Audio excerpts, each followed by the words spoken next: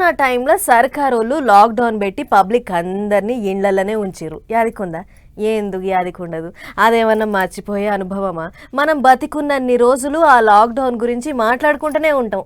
ఇప్పటికీ కూడా లాక్డౌన్ అనే ముచ్చట వినిపించిందంటే చాలు చాలా మంది పరేషాన్ అవుతుంటారు. అయితే ఇప్పుడు లాక్డౌన్ గురించి మళ్ళా ఎందుకు చెప్తున్నానంటే ఇగో ఇందుకు చూడరు.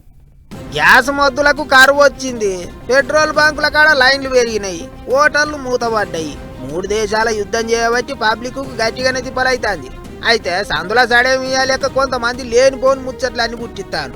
మళ్ళా కరోనా టైంలో పెట్టినట్టు లాక్డౌన్ పెడతారట, అట్లా చేస్తారట, ఇట్లా చేస్తారట అని సోషల్ మీడియాలో తాడు బొంగరం లేని కథలన్నీ తిరుగుతున్నాయి. ఇక ఇదే ముచ్చట మీద సెంటర్ సర్కారులను కదిలిస్తే అసోంటిది ఏం లేదు. లాక్డౌన్ అది ఇది అని ఎవరన్నా మాట్లాడితే నమ్మకుండ్రి అవన్నీ ఉత్తుత్తు ముచ్చట్లే అని కుండబద్దలు కొట్టిండ్రు. దేశంలో లాక్డౌన్ పెట్టేటంత తిప్పలేం లేదు ఇప్పుడు అన్నట్టు చెప్పిండ్రు.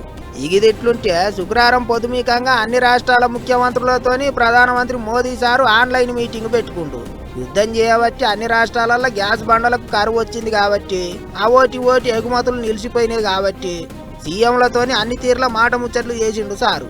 పరిస్థితులకు తగ్గట్టు ఎప్పటికప్పుడు సర్కారోళ్ళు మార్పులు చేర్పులు చేసుకొని పబ్లిక్ కు తిప్పల కాకుండా చూడాలి అన్నట్టు చెప్పుకొచ్చిండు. సెంటర్ వాళ్ళ తరపుకేంచి ఎటువంటి సాయం కావాలన్నా చేస్తాం అన్నట్టు కూడా భరోసా ఇచ్చిండట.